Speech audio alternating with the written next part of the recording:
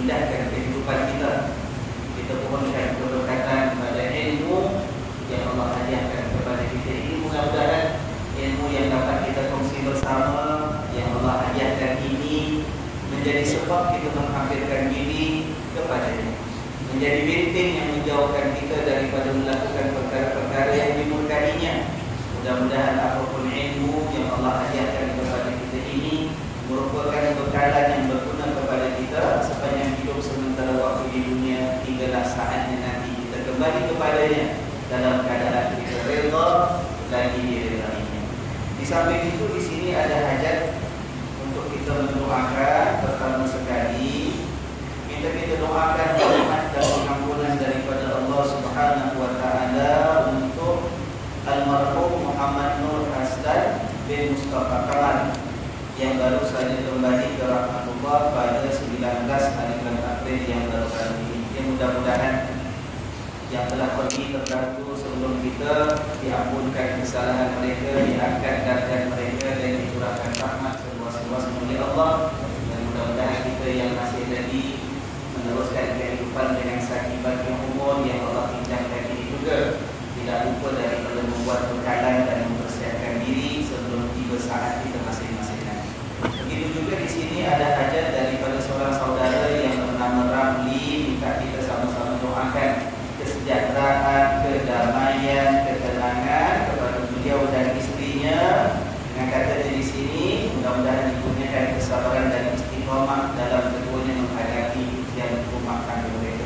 Begitu kita juga dalam menghadapi ujian apa yang ditetapkan oleh Allah, baik rumah tangga kita, baik pekerjaan kita, baik apapun urusan hidup kita ini, mudah-mudahan semuanya diberikan kekuatan dan keimanan oleh Allah Taala. Dengan niat yang demikian dan segala niat kita yang baik untuk hidup dunia dan akhirat kita. Al-Fatihah. A'udzu billahi minasy syaithanir rajim. Bismillahirrahmanirrahim. Alhamdulillahi rabbil alamin. Ar-Rahmanir Rahim. Maliki yaumiddin.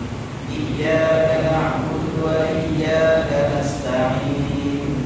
Ihdinas siratal mustaqim. Siratal ladzina an'amta 'alaihim ghairil maghdubi 'alaihim waladdallin.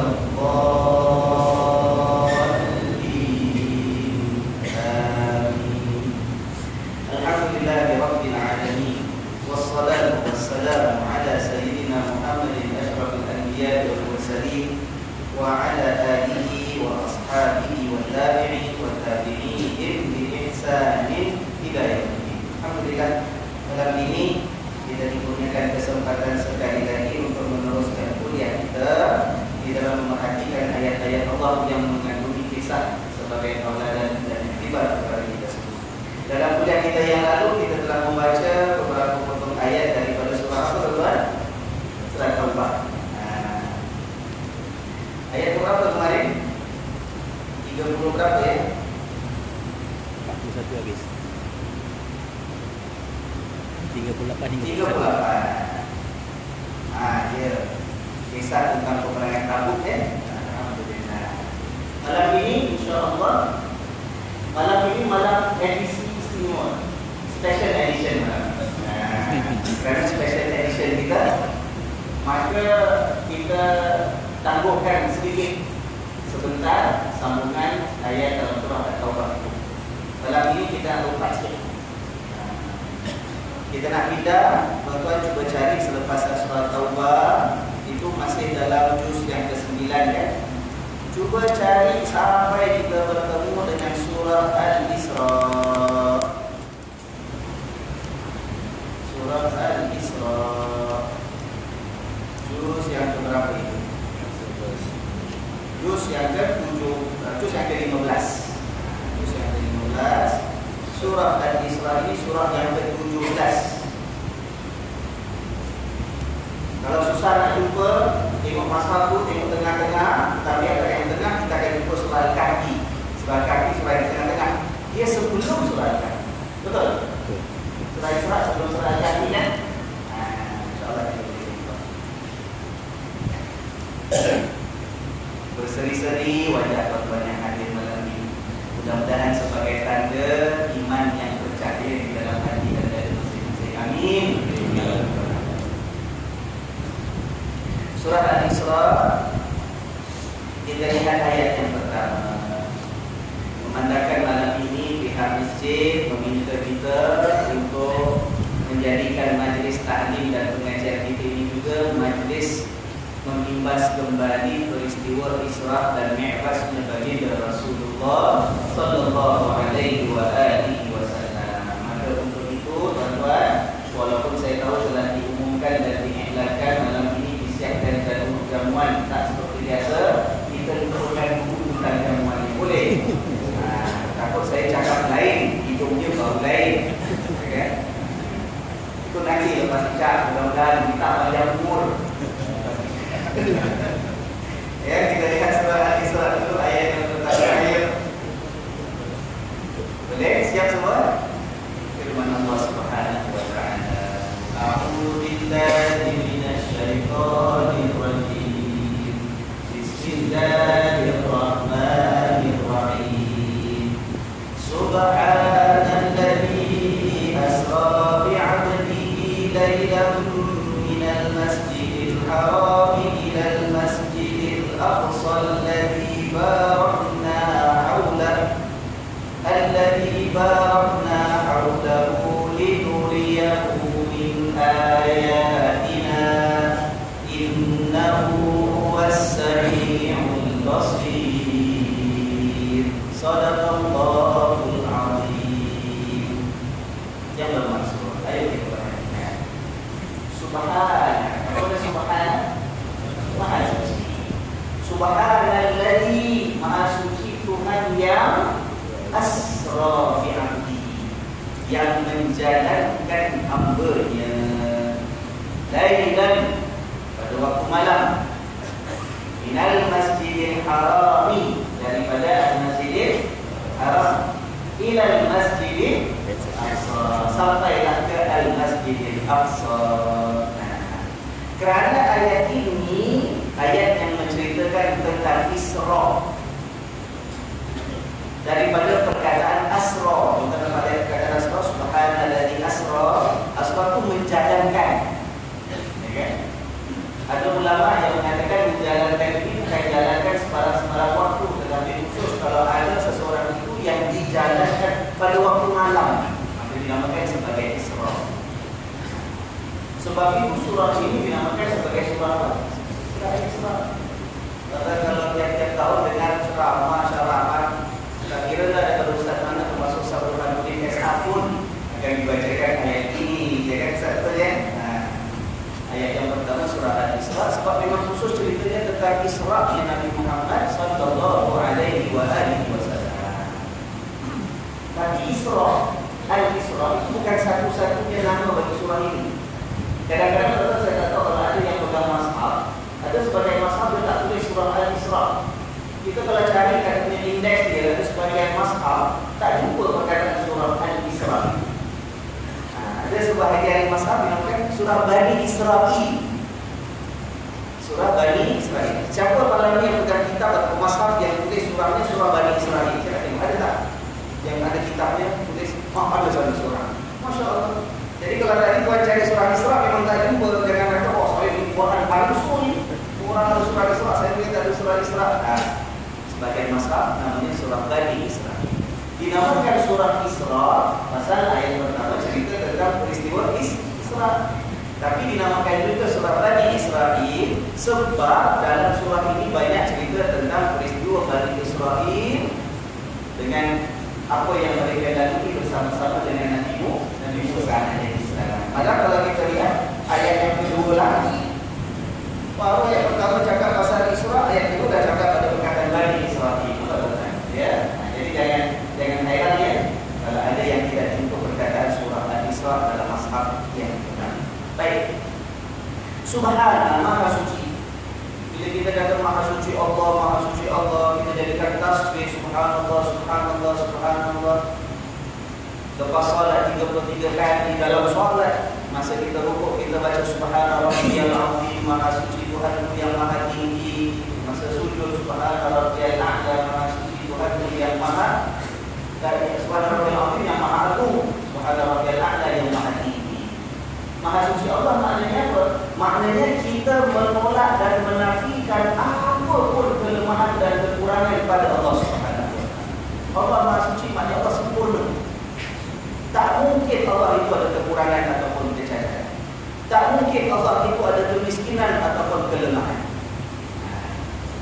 Bila kita sebut maha suci Allah, nah bagi seorang hamba yang mencerminkan dirinya, yang hatinya ada keimanan, dia juga akan melihat keadaan dirinya. Yang maha suci siapa?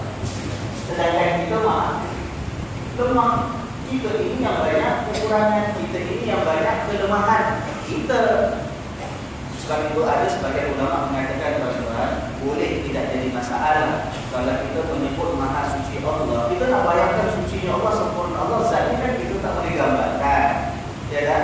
Tapi yang boleh kita gambarkan apa? Kita boleh gambarkan kelemahan kita, kita boleh gambarkan kekurangan kita. Allah tak akan mati sebab Allah kekal abadi selama-lamanya. Yang akan mati siapa? Kita, sebab kita tak sempurna, kita tak suci seperti Allah. Yang maha kaya Allah, tapi yang maha memerlukan selalu pertolongan, bantuan, rezeki daripada Tuhan siapa? Kita. Nah, ada sebagian ulama mengatakan kalau ada orang yang bila bertasbih, berzikir subhanallah itu tak dapat nak menyentuh hatinya, sebab tak boleh nak gambar suci Tuhan itu bagaimana. Nah, bayangkan dan kenangkan kekurangan, dosa, kesalahan kita ini sebagai hamba Allah. Tahu tak? Kalau orang yang tidak pernah mengenal erti sehat itu nilainya bagaimana, tunggu bila dia sakit. Bila dia sakit, dia akan kenang, oh rupanya sehat itu bagaimana bapak ini. Betul tak? Ada orang yang tak pernah menghargai kekayaan, sebab daripada kecil dilahirkan daripada keluarga yang berharta, yang mewah, Masya Allah. Dia akan hanya dapat menilai kekayaan dan kesenangan serta kemewahan bila dia jatuh miskin. Maka begitu kita kalau susah nak menggambarkan sucinya Allah bagaimana, gambarkanlah kurangnya kita sebagai Allah. Ya, maha suci Allah yang menjalankan asra bi'abdihi, hambanya. Siapakah yang dimaksudkan dengan hamba sini? Siapa? Nabi Muhammad sallallahu alaihi wasallam. Pada waktu malam daripada Al-Masjidil Haram. Apa makna Al-Masjidil Haram? Kita pernah sebut dalam salah satu kuliah kita. Apa makna haram? Masjidil Haram ni kat mana? Ya. Apa makna Masjidil Haram? Kok haram Ustaz di sini? Kalau haram kita tak boleh pergi semua. Apa makna haram? Benda haram tu benda boleh kita pakai, kita tak boleh pakai. Tak boleh pakai. Boleh ambil ke tak boleh ambil? Kalau ada tempat kata ini haram tempat ni, boleh pergi ke tak boleh pergi? Habis kau pergi Masjidil Haram. Apa makna haram? Tadi saya bersih. Yang haram kan tak bersih. Yang bersih halal. Haram itu apa? Haram dari segi bahasa boleh makna yang terlarang, itu yang biasa digunakan. Tapi dari segi bahasa Arab, haram juga boleh makna suci, bersih, mulia. Haram itu mulia. Tak salah. Saya saja memuji baju saya, jangan marah. Haram di sini maknanya mulia. Sebab itu bila disebut Al-Masjidil Haram, di masjid yang sangat mulia di sisi Allah. Bila kita sebut tanah haram, kita makan tanah haram, kita datang kepada dosa kalau kita, tapi tanah itu tanah suci. Sebab itu kalau dalam bahasa Arab kita kata tanah haram, tapi bahasa lain kita kata tanah suci Mekah. Kota suci Mekah. Haram maknanya suci, ya. Ini peliknya bahasa Arab. Satu sudut penggunaan perkataan haram menunjukkan benda tak baik, tapi satu sudut yang lain haram boleh makna mulia, ya, yang ada penghormatan. Ilal Masjidil Aqsa alladzi barakna haulah, yang kami berkati sekelilingnya. Sekeliling apa ni? Sekeliling Al-Masjidil Aqsa diberkati oleh Allah Subhanahu wa taala. Apa maksud Al-Masjidil Aqsa itu? Kelilingnya diberkati oleh Tuhan. Ilal Masjidil Aqsa, berjalan sampai ke Al-Masjidil Aqsa alladzi barakna haulahu, yang kami berkati kelilingnya. Apa makna Masjidil Aqsa itu diberkati oleh Allah? dua bentuk barakah. Barakah maknanya kemuliaan dan kebaikan. Ada dua. Nombor satu barakah agama, nombor dua barakah dunia. Barakah agama untuk kawasan Al-Masjidil Aqsa ialah kerana tempat itu dalam sejarah tempat ramainya nabi-nabi dengan rasul yang diutus oleh Allah Subhanahu wa taala mengajak kaum mereka untuk beriman kepada Allah. Tempat Nabi Isa, Nabi Yahya dan sebagainya. Kawasan itu maka sebab itu dianggap sebagai mulia. Maka dikatakan barakah, diberkati oleh Allah. Barakah agama sebab di situ banyak sejarah nabi dengan rasul. Barakah dunia sebab tuan-tuan kalau pergi negeri Arab, tanah Arab, sebahagian tanah Arab itu tandus. Tetapi kalau kawasan Baitul Maqdis ataupun Al-Masjid Aqsa, kawasan negerinya subur, tuan-tuan.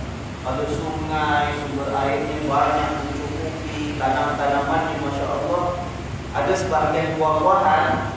Kalau yang import daripada kawasan Al-Masjid Aqsa itu yang paling bagus. Antaranya kurma, tuan-tuan. Kurma kalau daripada kawasan Al-Masjid Aqsa itu antara yang terbagus. Antara itu buah zaitun, buah tin, limau, oren. Dan kawasan itu yang sebab itu dikatakan bahawa kawasan Al-Masjid Aqsa itu diberkati oleh Allah. Keberkatan agama dan juga keberkatan dunia. Masya Allah. Kita lihat dulu makna ayat yang kita uraikan. Dan tujuan dijalankan amr ini oleh Allah ialah linuriyahu, untuk kami tunjukkan kepadanya. Maknanya supaya Allah dapat memperlihatkan kepada Nabi Muhammad sallallahu alaihi wasallam min ayatina, sebahagian daripada tanda-tanda kekuasaan dan kebesaran kami. Innahu huwas sami'ul basir, sesungguhnya dialah yakni Allah yang Maha melihat, yang Maha mendengar lagi Maha melihat. Nah, tuan-tuan, Isra ini diadakan oleh Allah Subhanahu wa taala itu tidak sia-sia.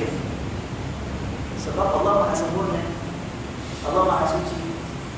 Sucinya Allah, sempurnanya Allah, tidak mungkin Allah itu buat satu perkara tak ada tujuan. Betul tak? Nah, ini macam kita biasa buat kerja tak ada faedah. Betul tak?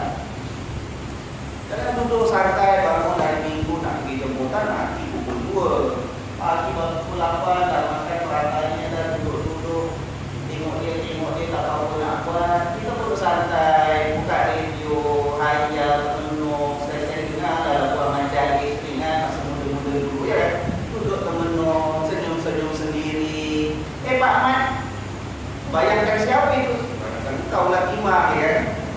1 jam dulu termenung tuan. Allah, ada beda? Tak ada beda sana.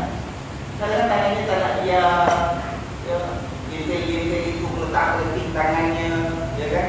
Mejanya dah bersih, sambil dengar lagu, sambil duduk berbuat. Tangannya tak nak diam, angkat, kosok-kosok, ada apa sikit. Padahal harus paginya dibersihkan oleh isterinya, ya kan? Kita kadang-kadang perbuatan yang kita buat itu tak ada faedah, tak ada tujuan sahaja, ya kan? Pagi nak pergi kerja dalam bas, 45 minit dalam bas. Tuan-tuan, apa kita buat?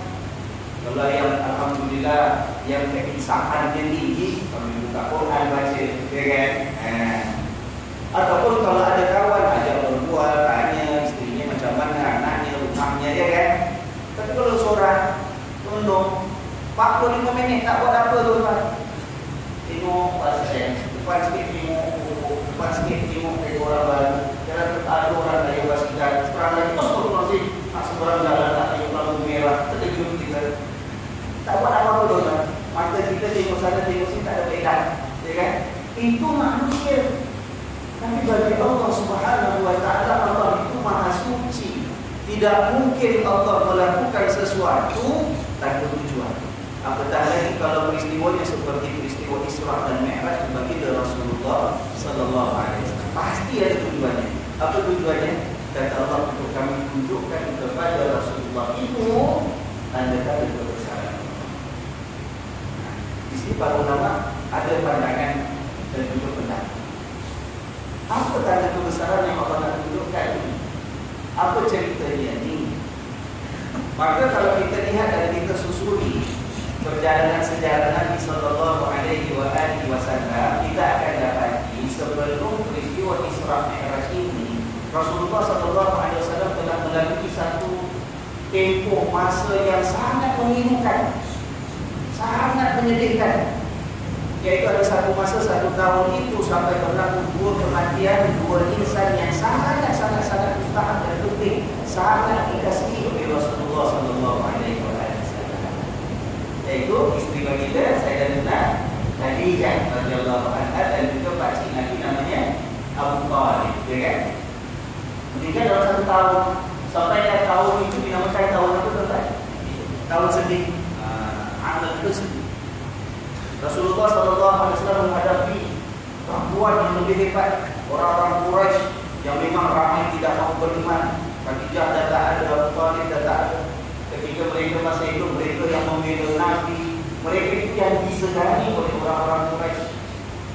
Jadi bila Khadijah sudah tidak ada, Abu Thalib sudah meninggal dunia, Rasulullah SAW diganggu lebih hebat oleh orang-orang Quraisy, disakiti, dicaci, dihina, dibunuh, bukan malah ada yang nak membunuh Rasulullah SAW. Maka bagi seorang Nabi, seorang Rasul nak jalankan tugas, tak tega, tak sanggup nak membayangkan melihat kalau umat manusia seterusnya dalam keadaan kesesatan, tidak mau beriman kepada Allah. Nabi pun merancang cuba untuk mengajak kampung lain beriman kepada Allah. Nabi cuba ke Bandar Taif, kan sudah tahu cerita. Tapi orang Taif tolak juga, dihalaunya Nabi, dilontar Nabi, sampai cedera badan Nabi Sallallahu Alaihi Wasallam. Tetapi kepada siapa agak-agak Nabi Muhammad Sallallahu Alaihi Wasallam ini? Kepada siapa? Nabi mengadu, Allahumma inni ashku dha'fa quwwati ilaik wa qillata hidati wa hawani 'ala an-nas. Ya Allah, hanya kepadamu aku anugerahkan lemahnya tenaga aku, ya Allah, sehingga di perancangan yang aku boleh buat, ya Allah, hinanya aku pada pandangan manusia, ya Allah. Diadukan lagi oleh Nabi Sallallahu Alaihi Wasallam kepada Allah, mengatakan, ya Allah, engkau ni nak serahkan aku kepada siapa sekarang? Ila adumin yatajahhamni, kepada musuh yang akan menzalimi aku, atau ila qaribin malaktahu amri, ataupun pada serahkan aku kepada kaum kerabat yang dekat, orang-orang kampung sendiri, tapi semuanya akan menguasai dan meminta diri aku, ya Allah, kepada siapa pada serahkan aku? Tapi disebut oleh Nabi Sallallahu Alaihi Wasallam, tetapi ya Allah, illam takun bika alayya ghadabun fala ubali. Ya Allah, asalkan sahaja engkau tidak murka ke atas aku, ya Allah, aku tak peduli. Sebab Nabi itu cukup faham tugas dan tanggung jawab. Begitu diperintahkan oleh Allah, begitu akan dijalankan, dilaksanakan oleh Nabi Sallallahu Alaihi Wasallam. Biar berat mana, biar dimaki bagaimana, biar dibuang orang bagaimana, asalkan kau tak murka, ya Allah. Tapi kita dapat bayangkan, Nabi tetap seorang insan, kan? Nabi punya hati yang sangat prihatin dengan keselamatan umatnya. Nabi seorang insan yang punya emosi dan perasaan. Bila ada orang yang dikasihi meninggal dunia, Nabi sedih tak? Nabi sedih. Sebab itu Nabi mengadu kepada Allah. Nabi sedih bila harapan ataupun rancangan nak mengajak orang Taif beriman ditolak begitu sahaja oleh orang-orang Taif. Nabi sedih. Nah, maka sebagai besar ulama menyatakan peristiwa Isra dan Mi'raj dijalankan oleh Allah dengan tujuan untuk menunjukkan kepada Nabi tanda-tanda kebesaran Allah itu sebagai apa? Sebagai menumbuhkan hati Nabi, supaya hati yang sedang luka dan lara itu jangan terus-terusan dalam kesedihan, supaya jangan sampai timbul keraguan. Walaupun kita tahu Nabi tak mungkin ragu-ragu jalankan tugasnya, Nabi tak mungkin lemah iman,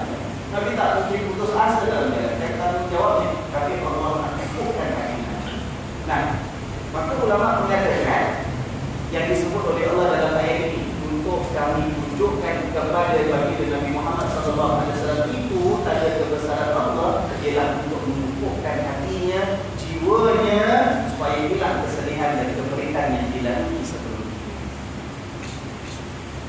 Dan ada juga pendapat yang kedua mengatakan ditunjukkan kebesaran Allah ini. Kenapa? Sebagai penghormatan kepada Nabi.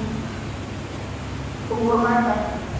Ini Nabi SAW jalankan tugas. Sebelum itu ada ulama mengatakan 10 tahun sejak menerima wahyu yang pertama sampailah tahun berlakunya kematian Khadijah dengan Abu Talib. Ada yang mengatakan 11 tahun, ada yang mengatakan 12 tahun. Maknanya dah tempoh 10-11 tahun jalankan tugas. Perih, susah. Kalau sebarang orang dah diberikan tugas itu dah pencen awal lama dah. Early retirement, tak dapat CPF pun tak apa, usahkan kepala dia, kan? Nah, sebagai penghormatan dan penghargaan, bila sudah kehilangan kerana kematian Khadijah dengan Abu Talib, Nabi tak berputus asa. Malah Nabi menegaskan kepada Allah, ya Allah, aku tak peduli, asalkan kau jangan buka kepada aku, ya Allah. Ya kan? Maka Allah angkat Nabi SAW sebagai penghormatan dan penghargaan. Kemuliaan diberikan oleh Allah. Nah, ini dua pendapat yang umum di kalangan ulama. Kenapa Isra Mi'raj itu dijalankan oleh Allah? Apa maksud ditunjukkan kebesaran Allah kepada Nabi? Pertama, untuk memantapkan hati Nabi jangan terus-terusan bersedihan. Kedua, pendapatnya mengatakan sebagai penghormatan dan penghargaan. Sebab begitu komitmen dan dedikasi Rasulullah SAW dalam menjalankan tugas. Sebab itu kita lihat dijalankan oleh Allah. Mula-mula ditunjukkan betapa sebagai seorang insan sebelum perjalanan Isra Mi'raj itu dimulakan, datang malaikat Jibril masuk ke dalam tempat pembaringan Nabi SAW, membawa air Zam-Zam dan dibedah dari Nabi, dibersihkan, dibasuh. Itu tanda kebesaran Allah. Lihat bagaimana aku masih hidup, masih bernyambung, masih bernafas, tetapi kuasa Allah boleh dibelah dan dibedah dada aku ini. Hati yang sebab tertuan Rasulullah SAW saya pernah sebut dalam kuliah kita. Nabi mengatakan aku dipilih oleh Allah menjadi Nabi yang terakhir dari satu sebab. Sebabnya apa? Sebab aku ini memiliki hati yang paling baik. Bukan pasal Nabi itu paling handsome ke, paling cerdik, paling bijak, paling bangsawan keturunan. Nabi mengatakan aku dipilih oleh Allah menjadi Rasul yang terakhir sebab aku ini insan yang memiliki hati yang paling baik. Tapi subhanallah, Allah menunjukkan kepada Nabi yang namanya insan, manusia yang punya hati yang paling baik sekalipun, kalau Allah rasa perlu dibersihkan, Allah bersihkan. Apakah hari kita, tuan-tuan? Hati kita penuh dengan penyakit, penuh dengan cacat cedera, penuh dengan kehitaan. Malah kita ini bila kita kotorkan hati, seringkali kita tak rasa apa-apa, tuan-tuan. Sedangkan Nabi yang hati paling bersih pun ditunjukkan oleh Allah, boleh dibedah, dibersihkan. Kenapa? Untuk angkat darjahnya naik ke Sidratul Muntaha nanti hadap Allah Subhanahu wa taala. Kedua, kita lihat peristiwa Isra Mi'raj. Ditunjukkan oleh Allah Subhanahu wa taala perjalanan daripada Mekah sampai Baitul Maqdis atau Al-Masjidil Aqsa. Itu kalau ikut perjalanan orang dulu merentas perjalanan tadi, lebih kurang mengambil masa 40 hari perjalanan, 40 hari perjalanan. Tapi dengan menunggang itu yang dinamakan sebagai makhluk namanya Al-Buraq, kan? Sampai begitu pantas. Satu malam boleh sampai Masjidil Aqsa, satu malam boleh balik Mekah. Malah bukan setakat sampai Baitul Maqdis ataupun Masjidil Aqsa, boleh naik melepasi langit dunia yang ada. Subhanallah. Tapi jangan bayangkan Ustaz, tapi yang kurang tu macam mana Ustaz? Kepala besar Ustaz. Kepala besar mana? Lagi lebar daripada Airbus A380 ke? Jangan tanya benda-benda itu, ya kan? Itu tak penting bagi kita. Saya sekarang dah tak jumpa lagi lah. Kalau dulu masa sekolah pernah saya jumpa dekat dengan kawasan sekolah Madrasah Unik, kawasan Arab Street. Ada sebagai kedai-kedai buat frame. Ada sebagai kedai kita ni mesti kita belajar-belajar malas sampai jadi percakapan. Di antara frame yang ada tu gambar buraq. Wah, Mana kita tahu? Memang dia tulis alif, lam, ba, ra, alif, ra. Cantik. Badan dia macam kuda, kepalanya macam singa sikit, tapi muntahnya handsome. Ada cahaya lagi buat perang itu, ada nampak ada pancaran. Ini bukan urusan kita.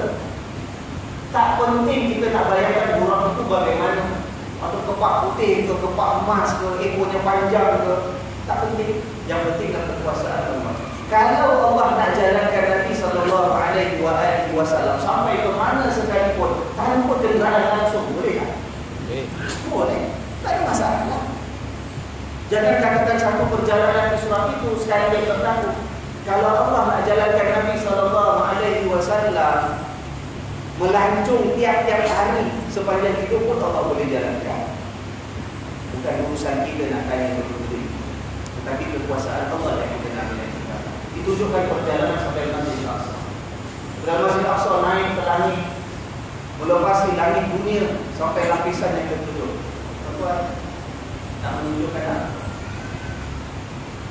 Kalau kita ini benar sesekali merasakan ujian daripada Allah itu perih,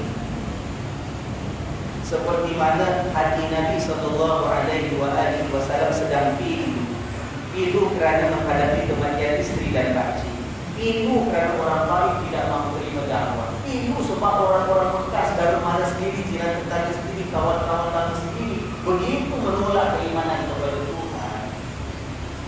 Ditunjukkan oleh Allah atasi keberitaan bila menghadapi ujian itu dengan melihat kebesaran Allah, melihat bahawa dunia ini tidak sempit.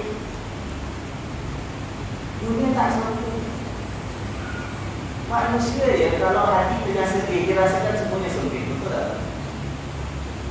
Kalau tengah itu, tengah berduka cita, sempitnya dunia kita. The world feels so small, so tight. Kita rasa kita bergerak kanan tak boleh, bergerak kiri tak boleh, nak buat itu tak boleh, sempitnya dunia kita. Tapi diajar oleh Allah, mari lihat, saksikan sendiri bahawa dunia dan alam yang dijadikan oleh Allah itu tidak pernah sempit. Walaupun kita menghadapi keberitaan, ada ujian daripada Allah. Maka jangan hanya melihat dunia ini antara Makkah dengan Baitul Maqdis ataupun Al-Masjid Al-Aqsa.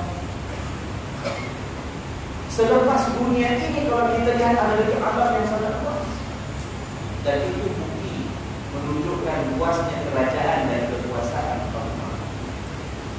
Jangan kita ni rasa tercengkam, dicengkam dengan perasaan sedih, apapun berat, apapun susah, apapun Allah. Allah menyediakan bumi yang luas untuk kita. Allah menguasai kerajaan langit dan bumi. Malah kehidupan manusia bukan hanya kehidupan di dunia, tuan-tuan. Dalam peristiwa Isra Mi'raj, Nabi juga ditunjukkan gambaran-gambaran kehidupan di akhirat. Betul tak, tuan-tuan? Tiap-tiap tahun kita dengar kisah ini kan? Hadis yang sahih, ada diriwayatkan oleh Imam Bukhari, ada sebagian diriwayatkan oleh Imam Muslim, ada Imam yang lain. Kita kumpulkan hadis-hadis tentang Isra Mi'raj, kita akan dapat kisah-kisah seperti Nabi melihat orang-orang yang berada di dalam surga. Ada kisah Nabi melihat orang-orang sebagian disiksa dalam neraka. Malah dalam riwayat ada menyebut bila Nabi SAW dibawa oleh malaikat Jibril, ditemani oleh malaikat Jibril sampai ke langit yang pertama, iaitu langit dunia, namanya Sama Dunia. Bila lepas langit yang pertama, Nabi melihat ada seorang lelaki sedang duduk. Langit pertama. Jangan tanya saya, Ustaz, langit pertama tu yang nampak biru tu Saya pun tak tahu langit pertama.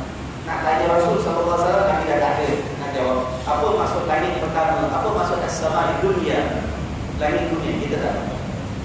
Tapi di lapisan langit yang pertama itu diriwayatkan Nabi SAW bertemu dengan seorang lelaki sedang duduk. Di kanannya kelihatan ramai manusia, di sebelah kirinya kelihatan ramai manusia. Lelaki yang duduk ini bila dia toleh ke kanan tengok ramai-ramai manusia, senyum dan ketawa dia. Bila dia toleh tempat yang ke kiri tadi dengan melihat orang yang ada ramai begitu, sedih dan menangis. Lalu Rasulullah SAW bertanya kepada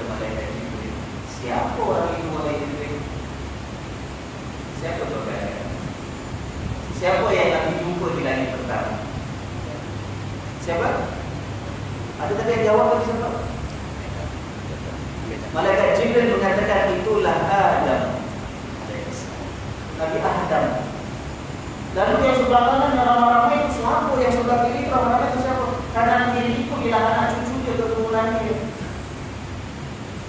Yang sebelah kanan itu yang penghuni syurga.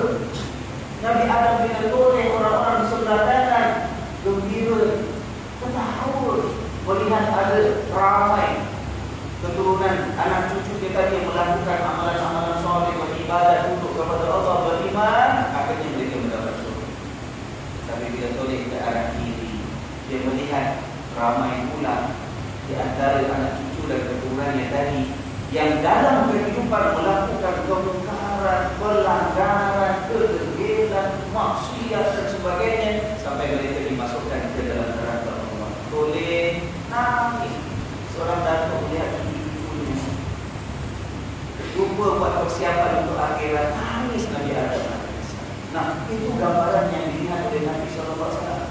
Bagaimana umat muslim akan dibagi pada dua, yang masuk surga dengan masuk. Supaya kita ini dalam menghadapi ujian hidup, ya, terutama saudara Rami kita yang tadi minta kita doakan kesejahteraannya, ketenangannya suami istri menghadapi ujian rumah tangga. Ingat, rumah tangga itu indah. Rumah tangga itu sesuatu yang kita harapkan menjadi syurga hidup dunia kita, ya kan? Tapi bila datang ujian keperikan sesekali diuji oleh Allah, jangan rasa dunia kita seperti itu. Tapi lihat bahawa kerajaan Allah itu maha luas. Minta bantuan kepada Allah, sebab Allah yang akan menjadikan tempat yang baik untuk kita kalau kita berserah kepada Dia. Ingat, dunia ini bukan segala-galanya. Malah dunia ini kecil, tuan. Kita rasa dunia itu besar, kan? Dunia kecil, dibandingkan dengan alam yang lebih luas yang dijadikan oleh Allah. Bumi ini sekejap bumi ini. Kita hadapi ujian, perik macam mana pun, untuk hidup kita berapa lama kadang-kadang? Hidup kita 60 tahun. Hatta kalau ada orang yang hidup 60 tahun, rasanya lah aku daripada mula beranak sampai mati 60 tahun penuh dengan kesulitan, musibah, kesengsaraan, kepedihan. 60 tahun penuh rasa pedih. 60 tahun penuh. Tapi 60 tahun habis, kita harapkan kehidupan yang nanti kekal abadi selama-lamanya dalam surga itu jangan lupa. Sebab itu kalau orang yang lupa tentang akhirat, lupa ada nikmat Allah nak berikan dalam surga, dia tak akan sabar menghadapi ujian di dunia ini walaupun sebentar sahaja. Orang kalau lupa siksaan yang sebenarnya lebih perit, lebih pedih di dalam neraka, dia ingat yang ujian kat dunia ini lah. Itu yang paling perit yang orang lain tak terima, tak macam dia. Jangan putus asa daripada mengharapkan rahmat Allah Subhanahu wa taala. Yaitu Nabi SAW, Masya Allah. Nabi macam kita katakan tadi diberikan kehormatan oleh Allah Isra Mi'raj, sebab Nabi tak pernah putus asa jalankan tugas, ya kan? Nabi tak pernah kita kata tinggalkan tanggungjawab. Perit macam mana dia akan jalankan? Tapi selepas Isra Mi'raj, subhanallah, semangat Nabi jalankan tugas lain daripada dibandingkan dengan sebelum Isra Mi'raj. Kenapa? Lepas peristiwa Isra Mi'raj, Nabi lebih tabah, Nabi lebih komited. Kenapa? Sebab Nabi bukan hanya didorong oleh rasa tanggungjawab melaksanakan tugas dan perintah Tuhan, tapi Nabi juga SAW didorong oleh rasa ihsan dan rahmatnya kepada umat. Lain tu bukan? Kita kalau buat sesuatu, katalah, kita bayangkan, kita buat sesuatu sebagai ketua keluarga untuk anak-anak. Ada orang buat sebab dia kata tanggungjawab. Pergi kerja walaupun susah, tempat kerja walaupun berat, kerja kadang-kadang sampai overtime, hujung minggu pun dipanggil bos kena buat kerja. Kalau tak overtime mungkin tak cukup. Kita tanya kenapa susah payah kadang-kadang buat kerja yang kedua lagi sebelah malam, ambil part time. Kenapa? Ini tak boleh buat kan usaha. Betul tak? Tapi ada orang yang buat itu, pengorbanannya bukan kerana setakat tanggungjawab, tapi kerana cinta kepada Tuhan. Kalau pun dengan setakat buat pekerjaan yang biasa dah cukup dapat gaji, tak kena buat kerja, tapi kerana cinta pada keluarga, dia buat dengan penuh ketekunan. Kerja buat yang paling baik, sebab dia tak rezekinya penuh barakah. Bila berbarakah. Bila kasih pada keluarga, subhanallah, kerana semata-mata aku kasih pada anak-anak. Lain tak orang pertama kepada orang kedua? Lain tak? Nabi SAW selepas peristiwa Isra Mi'raj, kasih Nabi, cinta Nabi, keprihatinan dan keihsanan Nabi kepada umat itu jauh lebih hebat daripada sebelum Isra. Kenapa? Sebab dalam peristiwa Isra Mi'raj Nabi melihat keadaan umat ditunjukkan oleh Allah. Nanti yang masuk surga, Masya Allah, macam-macam nikmat mereka dapat dengan segala kebaikan yang diterangkan oleh malaikat Jibril. Ini orang ini dapat ini pasal dia dapat ini, dapat ini pasal. Tapi dalam masa yang sama dalam peristiwa Isra Mi'raj Nabi melihat azab, siksaan yang Allah berikan kepada kumpulan orang-orang tertentu yang melakukan kesalahan-kesalahan tertentu masa itu. Itu hati Nabi. Sebab itu Nabi SAW tidak terbayang nak berhenti kerja, nak tinggalkan tugas, nak buat sambil lewat, nak pilih rehat diri sendiri lebih daripada tanggungjawab yang diserahkan oleh Allah. Tak tega Nabi, tak sampai yang disebab melihat kalau tak jalankan tugas, apa akan jadi pada umat-umat aku. Nanti sampai satu tempat melihat satu gambaran bahawa ada orang-orang yang kuku mereka itu dijadikan oleh Allah kuku daripada tembaga tajam.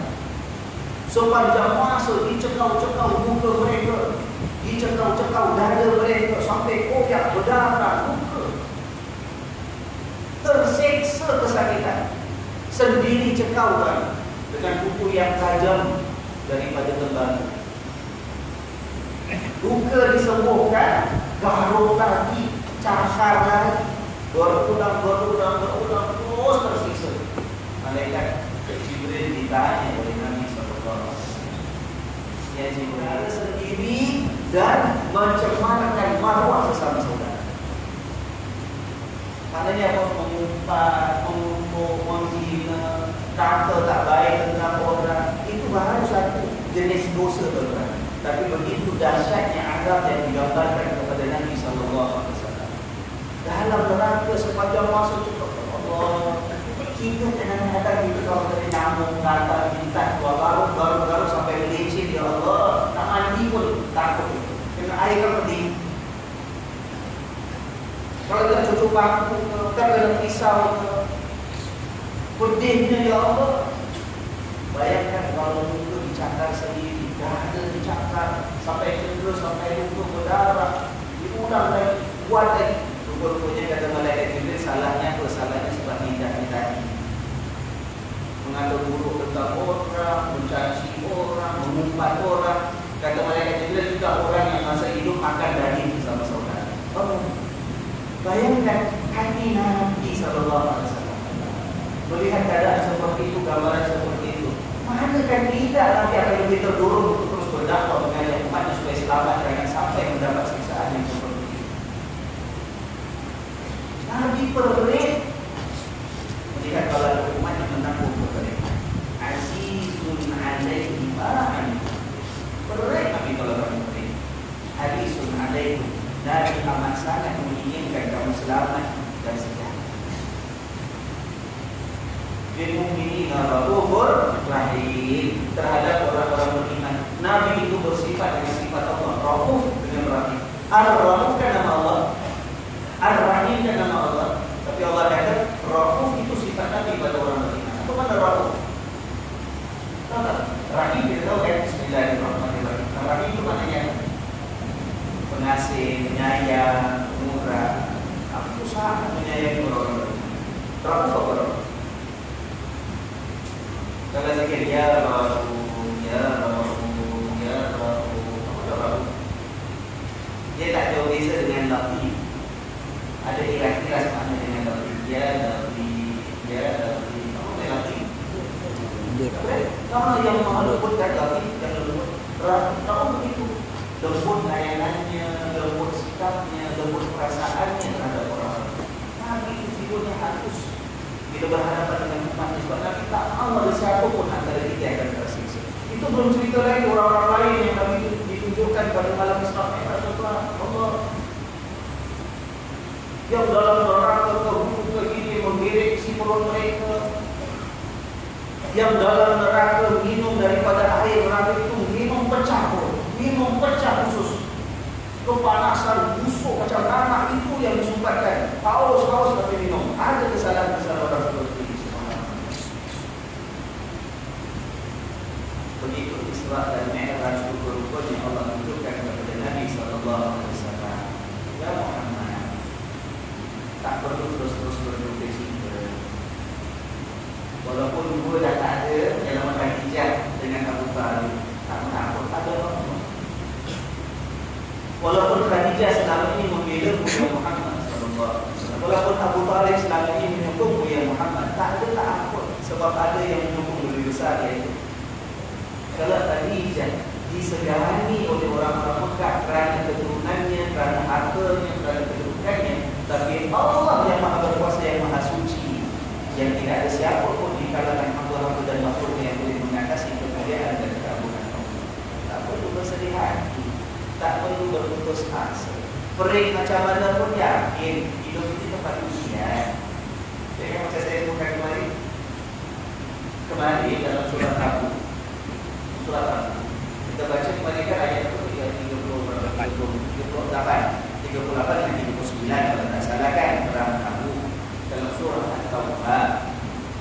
Sebelum kita uraikan kembali, kalau masih ingat bertemu videonya, kita bila baca ayat satu ayat saya baca, tapi ayat yang satu tu saya tak sempat uraikan sebab masa dah habis kemarin dan lajak pun dulu lepas. Ada satu ayat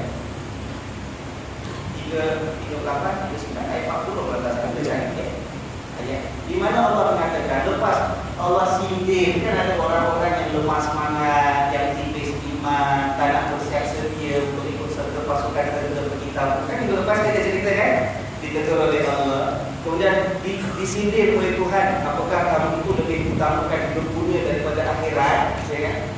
Ada satu ayat kata Allah, infiru kifatan wa thiqalan wajahidu fi sabilillahi bi amwalikum wa anfusikum dzalikum khairul lakum in kuntum ta'lamun.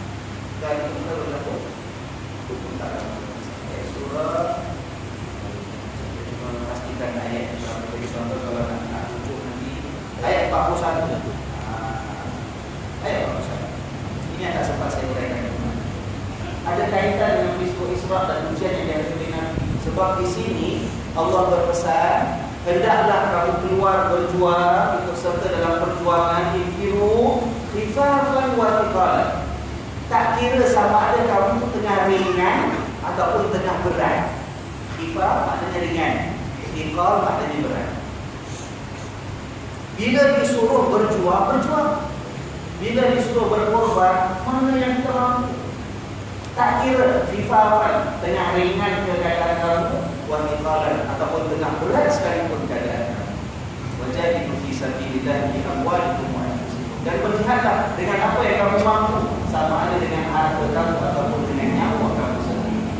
Itu lebih baik, dzalikum khairul lakum. Untuk kamu lebih baik, kuntum ta'lamun, sekiranya kamu mengetahui. Tuan-tuan, Allah tutup kisah orang-orang yang tipis iman tak nak pergi perang Tabuk dengan mengatakan tak ada alasan. Kalau kamu tak boleh ikut perjuangan seperti mana orang sihat sebab kamu ada halangan tertentu, tetap ikut serta dalam perjuangan tapi dengan cara yang kita mahu. Tak ada alasan. Nabi SAW dikukuhkan hatinya, jiwanya dengan peristiwa Isra dan Mi'raj. Saya cerita tak dari kisah Abu Talha, sahabat Nabi yang ayat ini kan, ada seorang sahabat Nabi namanya Abu Talha, umurnya panjang. Masa hidup Nabi SAW dia ikut berjuang dalam peperangan Nabi SAW. Nabi wafat, dia masih hidup zaman Sayyidina Abu Bakar. Ikut serta dalam peperangan dalam tentera Abu Bakar radhiyallahu anhu. Namanya Abu Talha. Sampailah habis zaman Sayyidina Abu Bakar meninggal dunia, diganti oleh Sayyidina Umar, khalifah yang kedua. Dia ikut serta dalam pasukan-pasukan tentera dia, Sayyidina Umar berjuang. Umur dah lanjut, Dikatakan orang badannya besar, umur dah lanjut dah, sampai zaman Sayyidina Uthman dia dah terbaring di atas tempat bangunan. Dah tak bergerak, dah susah, umur dah lanjut, dah tak sihat. Tapi bila dia dengar ada seruan dibuat oleh Khalifah Sayyidina Uthman bin Affan mengajak tentera untuk bersiap sedia untuk apa? Membuka kota Konstantinopel.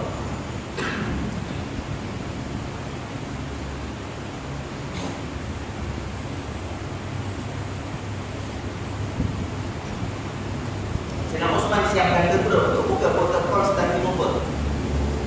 Dia dengar, dia perintahkan anak-anak dengan cucu, siapkanlah mana bagi perang, mana senjata. Nah, ikut tentera yang disiapkan oleh Sayyidina Uthman. Anak-anak tak setuju. Sudah lama ya Allah, lari ke dampar, nak bangun pun tak boleh, badan besar dan sakit macam-macam. Sudah lama, bapak dah banyak berjuang, dah banyak kemuliaan dapat berjuang semasa hidup Nabi SAW. Zaman saya Bakar pun bapak ikut berjuang. Zaman saya Umar, bapak dan ibu pun masih ikut. Dan ini sekarang dah macam-macam anak pergi berjuang. Kata tidak, wahai anak. Sebab Allah Subhanahu Wa Taala dah perintahkan, infiru khifafan wa thiqalan. Bila dipanggil berjuang, ikut. Tak kira ringan ke berat ke, muda ke tua ke, miskin ke kaya ke, sehat ke sakit ke. Kalau dengar seruan, ikut serta, ikut serta.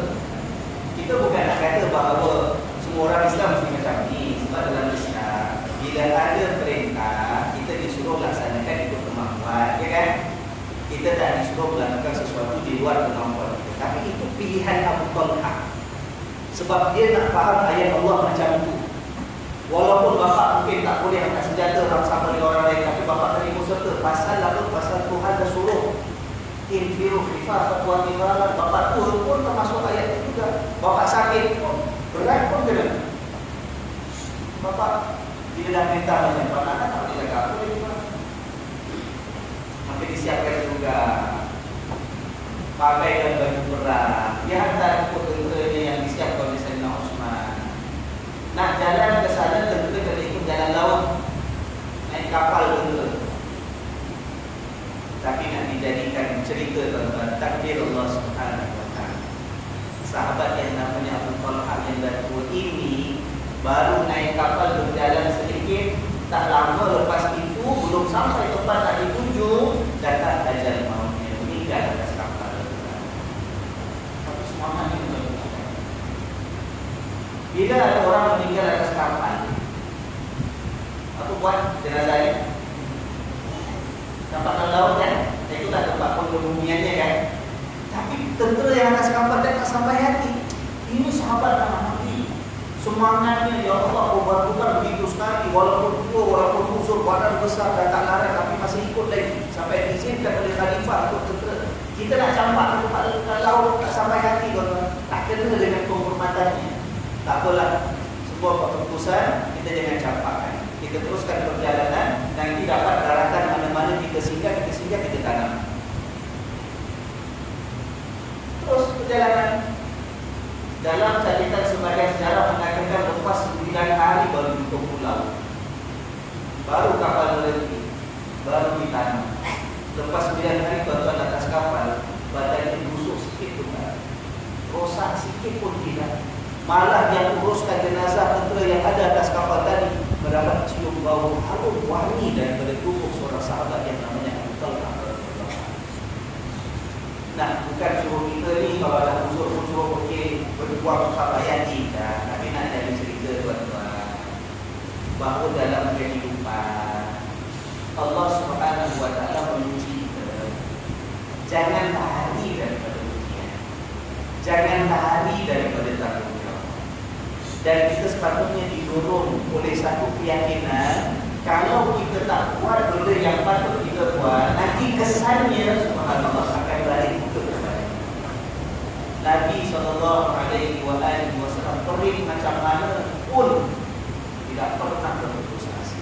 Para sahabat begitu sekali tidak pernah melepaskan tanggungjawab.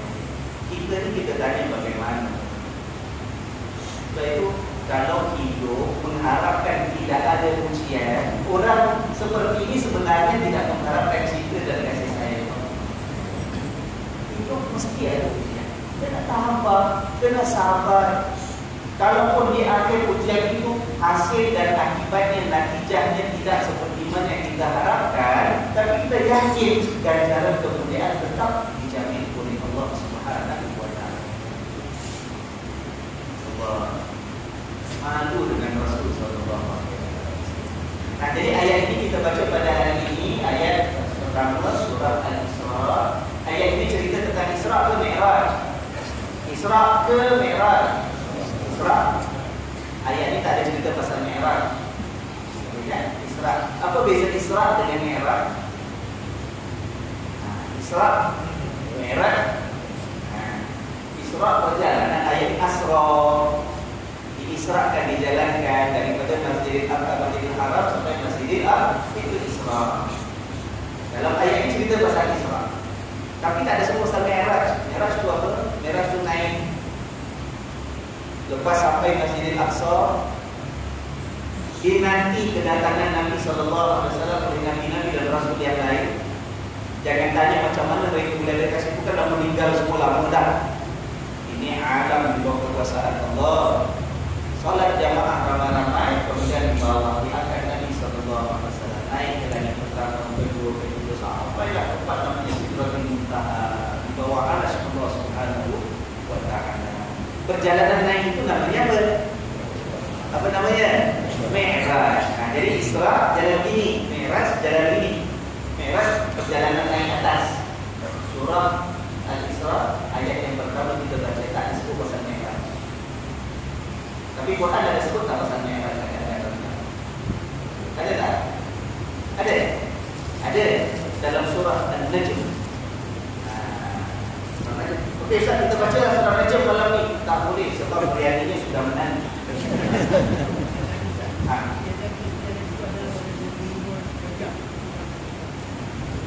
Kejadian itu tariknya.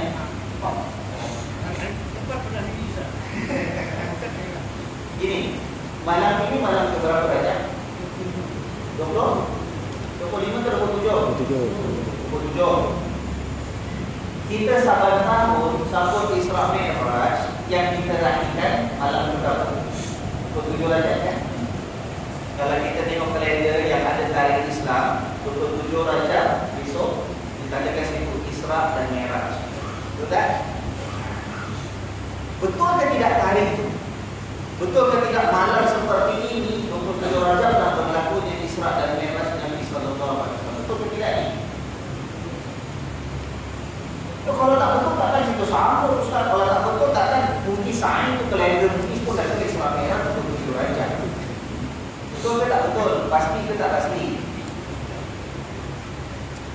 Tak pasti dan tidak ijma'. Ulama tidak sepakat tarikh khusus sebenarnya berlaku Isra Mi'raj itu berapa bulan. Kerana ada pandangan